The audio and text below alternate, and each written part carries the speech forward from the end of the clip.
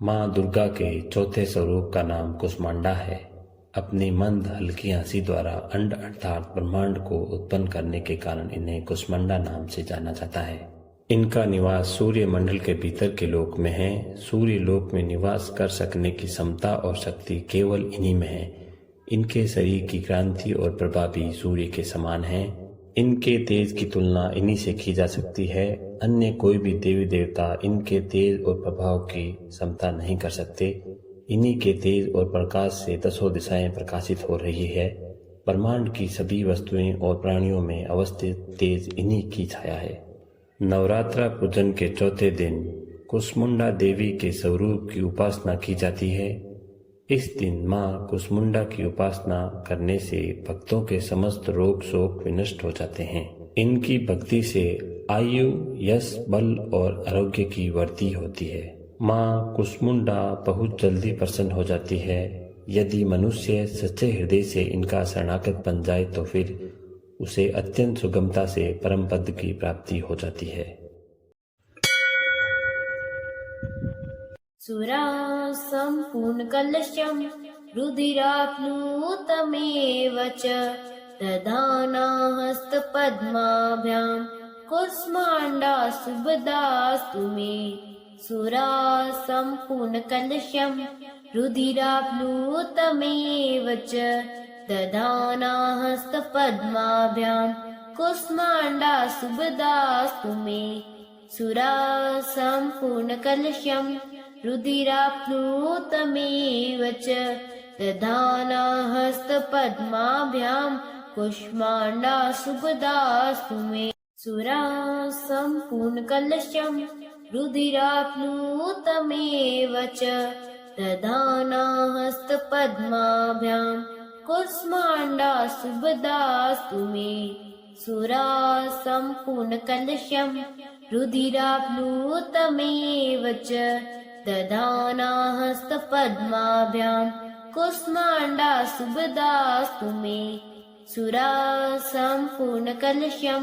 रुधिराप्लुतमेव च दधाना हस्तपद्माभ्यां कुष्मांडा शुभदास्तु मे। सुरासम्पूर्णकलशं रुधिराप्लुतमेव च दधाना हस्तपद्माभ्यां कुष्मांडा शुभदास्तु मे। सुरासम्पूर्णकलशं रुधिराप्लुतमेव च दधाना हस्तपद्माभ्यां कुष्मांडा शुभदास्तु मे। सुरासम्पूर्णकलशं रुधिराप्लुतमेव च दधाना हस्तपद्माभ्यां कुष्मांडा शुभदास्तु मे। सुरासम्पूर्णकलशं रुधिराप्लुतमेव च दधाना हस्तपद्माभ्यां कुष्मांडा शुभदास्तु मे। सुरासम्पूर्णकलशं रुधिराप्लुतमेव च दधाना हस्तपद्माभ्यां कुष्मांडा शुभदास्तु मे। सुरासम्पूर्णकलशं रुधिराप्लुतमेव च दधाना हस्तपद्माभ्यां कुष्मांडा शुभदास्तु मे।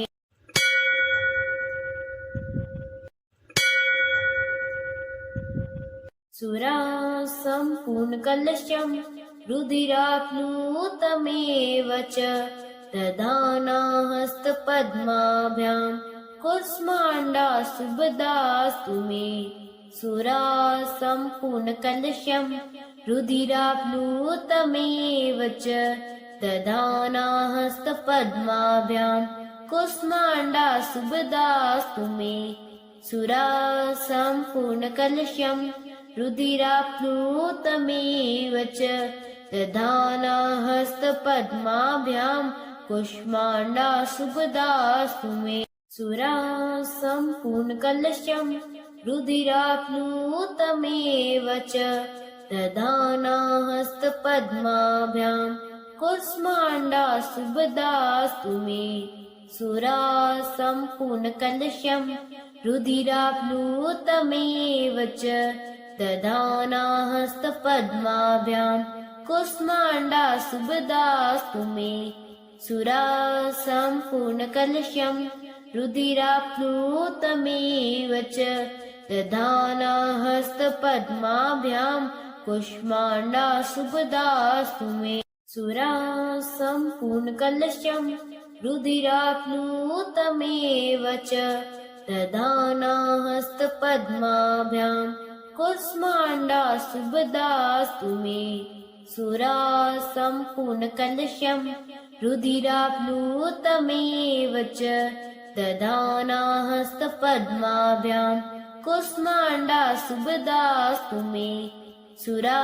सम्पूर्णकलशं रुधिराप्लुतमेव च दधाना हस्तपद्माभ्यां कुष्माण्डासुभदास्तु मे सुरा सम्पूर्णकलशं रुधिराप्लुतमेव च दधाना हस्तपद्माभ्यां कुष्माण्डासुभदास्तु मे सुरा सम्पूर्णकलशं रुधिराप्लुतमेव च दधाना हस्तपद्माभ्यां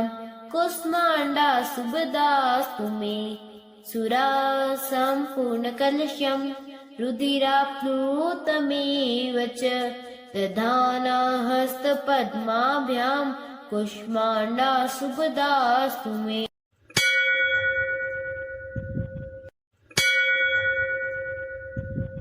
सुरा सम्पूर्णकलशं रुधिराप्लुतमेव च दधाना हस्तपद्माभ्यां कुष्माण्डासुभदास्तु मे सुरा सम्पूर्णकलशं रुधिराप्लुतमेव च दधाना हस्तपद्माभ्यां कुष्माण्डासुभदास्तु मे सुरा सम्पूर्णकलशं रुधिराप्लुतमेव च दधाना हस्तपद्माभ्यां कुष्माण्डासुभदास्तु मे सुरा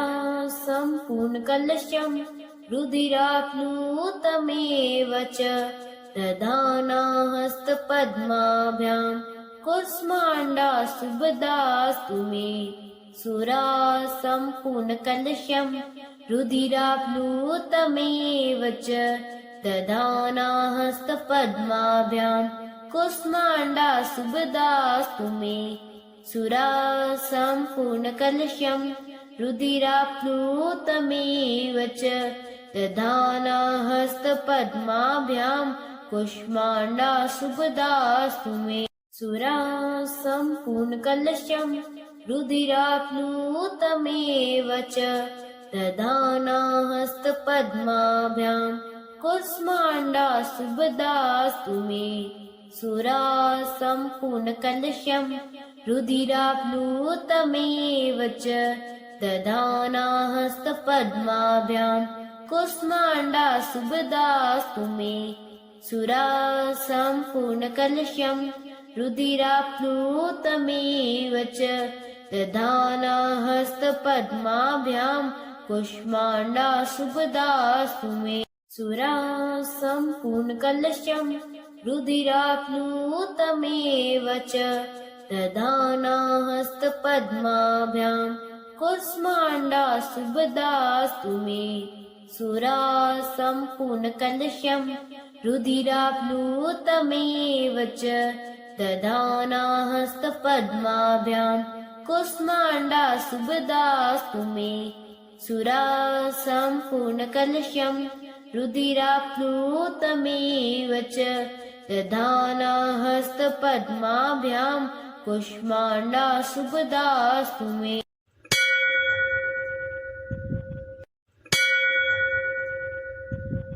सुरा सम्पूर्णकलशं रुधिराप्लुतमेव च दधाना हस्तपद्माभ्यां कुष्माण्डासुभदास्तु मे सुरा सम्पूर्णकलशं रुधिराप्लुतमेव च दधाना हस्तपद्माभ्यां कुष्माण्डासुभदास्तु मे सुरा सम्पूर्णकलशं रुधिराप्लुतमेव च दधाना हस्तपद्माभ्यां कुष्माण्डाशुभदास्तु मे सुरा सम्पूर्णकलशं रुधिराप्लुतमेव च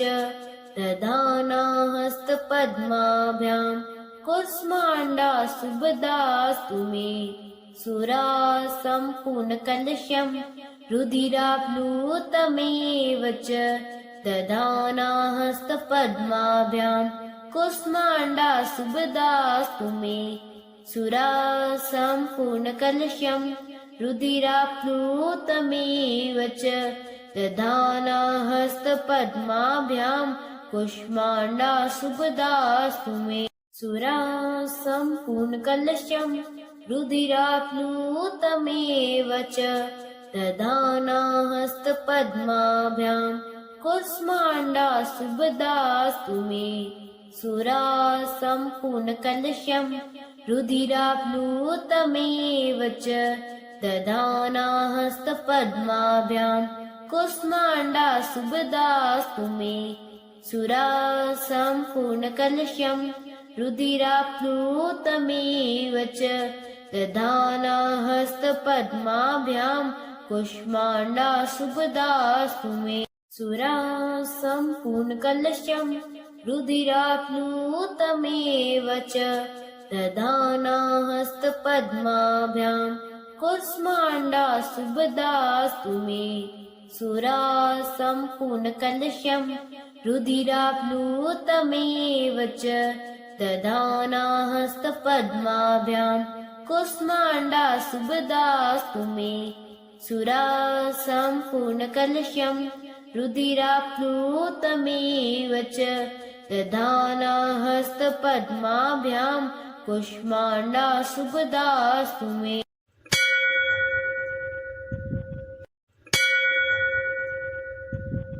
सुरा सम्पूर्णकलशं रुधिराप्लुतमेव च दधाना हस्तपद्माभ्यां कुष्माण्डाशुभदास्तु मे सुरा सम्पूर्णकलशं रुधिराप्लुतमेव च दधाना हस्तपद्माभ्यां कुष्माण्डाशुभदास्तु मे सुरा सम्पूर्णकलशं रुधिराप्लुतमेव च दधाना हस्तपद्माभ्यां कुष्माण्डाशुभदास्तु मे सुरा सम्पूर्णकलशं रुधिराप्लुतमेव च दधाना हस्तपद्माभ्यां कुष्माण्डाशुभदास्तु मे सुरा सम्पूर्णकलशं रुधिराप्लुतमेव च दधाना हस्तपद्माभ्यां कुष्माण्डाशुभदास्तु मे सुरा सम्पूर्णकलशं रुधिराप्लुतमेव च दधाना हस्तपद्माभ्यां कुष्माण्डाशुभदास्तु मे सुरा सम्पूर्णकलशं रुधिराप्लुतमेव च दधाना हस्तपद्माभ्यां कुष्माण्डाशुभदास्तु मे सुरा सम्पूर्णकलशं रुधिराप्लुतमेव च दधाना हस्तपद्माभ्यां कुष्माण्डाशुभदास्तु मे सुरा सम्पूर्णकलशं रुधिराप्लुतमेव च दधाना हस्तपद्माभ्यां कुष्माण्डाशुभदास्तु मे सुरा सम्पूर्णकलशं रुधिराप्लुतमेव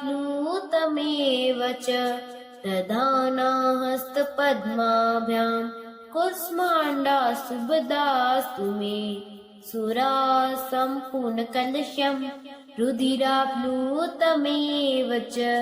दधाना हस्तपद्माभ्यां कुष्माण्डाशुभदास्तु मे सुरा सम्पूर्णकलशं रुधिराप्लुतमेव च दधाना हस्तपद्माभ्यां कुष्माण्डाशुभदास्तु मे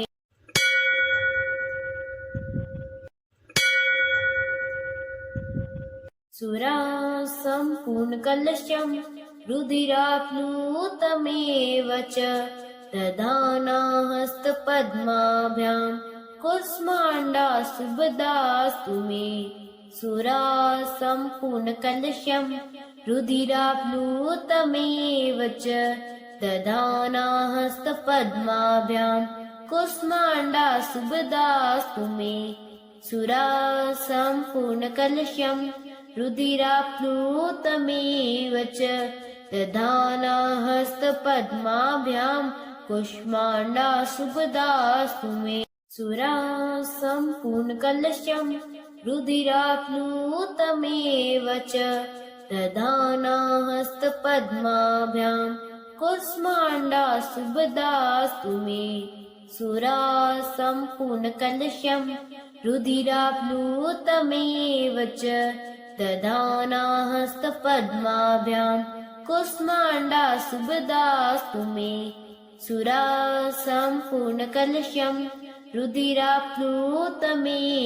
च दधाना हस्तपद्माभ्यां कुष्माण्डा शुभदास्तु मे सुरा सम्पूर्णकलशं रुधिराप्लुतमेव च दधाना हस्तपद्माभ्यां कुष्माण्डा शुभदास्तु मे सुरा सम्पूर्णकलशं रुधिराप्लुतमेव च दधाना हस्तपद्माभ्यां कुष्माण्डा शुभदास्तु मे सुरा सम्पूर्णकलशं रुधिराप्लुतमेव च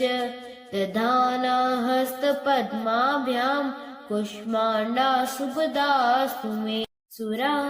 सम्पूर्णकलशं रुधिराप्लुतमेव च दधाना हस्तपद्माभ्यां कुष्माण्डा शुभदास्तु मे सुरा सम्पूर्णकलशं रुधिराप्लुतमेव च दधाना हस्तपद्माभ्यां कुष्माण्डा शुभदास्तु मे सुरा सम्पूर्णकलशं रुधिराप्लुतमेव च दधाना हस्तपद्माभ्यां कुष्माण्डा शुभदास्तु मे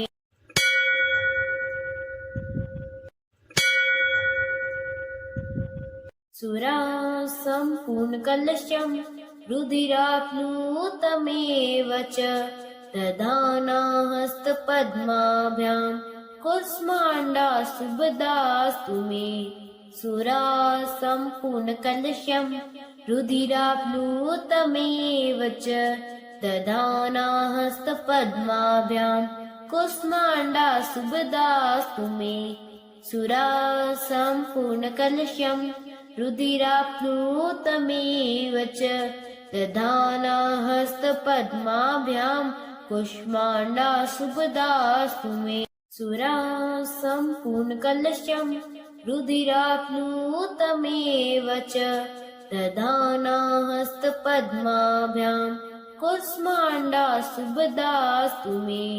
सुरा सम्पूर्णकलशं रुधिराप्लुतमेव च दधाना हस्तपद्माभ्यां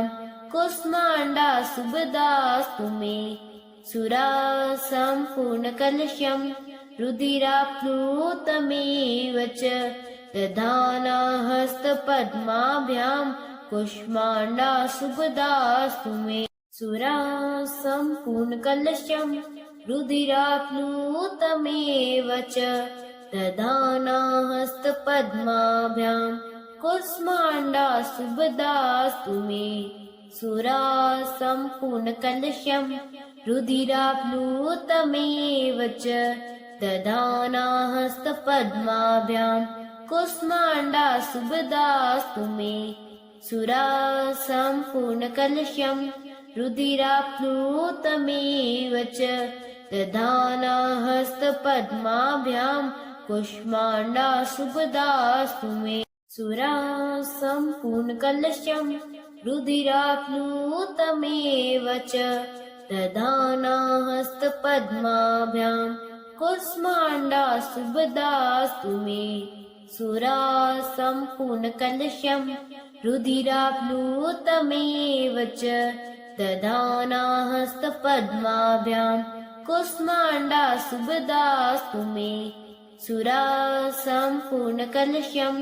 रुधिराप्लुतमेव च दधाना हस्तपद्माभ्यां कुष्माण्डाशुभदास्तु मे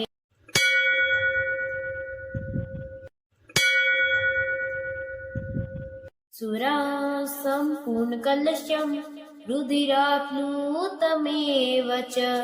दधाना हस्तपद्माभ्यां कुष्माण्डाशुभदास्तु मे सुरा सम्पूर्णकलशं रुधिराप्लुतमेव च दधाना हस्तपद्माभ्यां कुष्माण्डाशुभदास्तु मे सुरा सम्पूर्णकलशं रुधिराप्लुतमेव च दधाना हस्तपद्माभ्यां कुष्माण्डाशुभदास्तु मे सुरा सम्पूर्णकलशं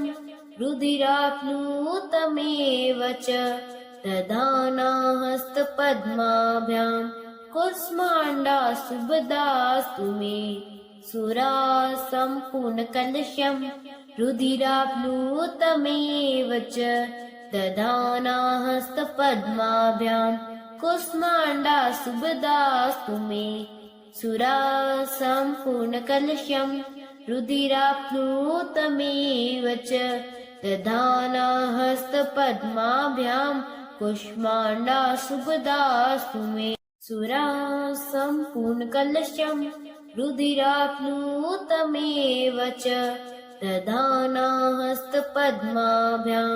कुष्माण्डाशुभदास्तु मे सुरा सम्पूर्णकलशं रुधिराप्लुतमेव च दधाना हस्तपद्माभ्यां कुष्माण्डाशुभदास्तु मे सुरा सम्पूर्णकलशं रुधिराप्लुतमेव च दधाना हस्तपद्माभ्यां कुष्माण्डाशुभदास्तु मे सुरा सम्पूर्णकलशं रुधिराप्लुतमेव च दधाना हस्तपद्माभ्यां कुष्माण्डाशुभदास्तु मे सुरा सम्पूर्णकलशं रुधिराप्लुतमेव च दधाना हस्तपद्माभ्यां कुष्माण्डाशुभदास्तु मे सुरा सम्पूर्णकलशं रुधिराप्लुतमेव च दधाना हस्तपद्माभ्यां कुष्माण्डाशुभदास्तु मे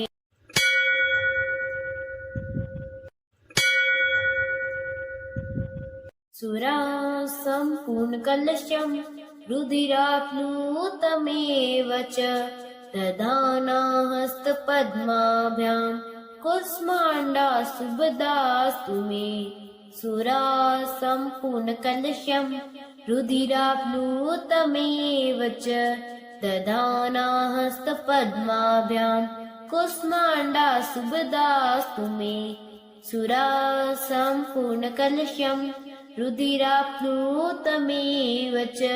दधाना हस्तपद्माभ्यां कुष्माण्डाशुभदास्तु मे सुरा सम्पूर्णकलशं रुधिराप्लुतमेव च दधाना हस्तपद्माभ्यां कुष्माण्डाशुभदास्तु मे सुरा सम्पूर्णकलशं रुधिराप्लुतमेव च दधाना हस्तपद्माभ्यां कुष्माण्डाशुभदास्तु मे सुरा सम्पूर्णकलशं रुधिराप्लुतमेव च दधाना हस्तपद्माभ्यां कुष्माण्डाशुभदास्तु मे सुरा सम्पूर्णकलशं रुधिराप्लुतमेव च दधाना हस्तपद्माभ्यां कुष्माण्डाशुभदास्तु मे सुरा सम्पूर्णकलशं रुधिराप्लुतमेव च दधाना हस्तपद्माभ्यां कुष्माण्डाशुभदास्तु मे सुरासम्पूर्णकलशम् रुधिराप्लुतमेव च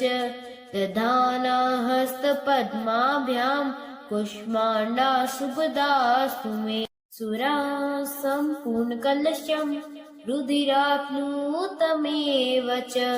दधाना हस्तपद्माभ्याम् कुष्माण्डा शुभदास्तु मे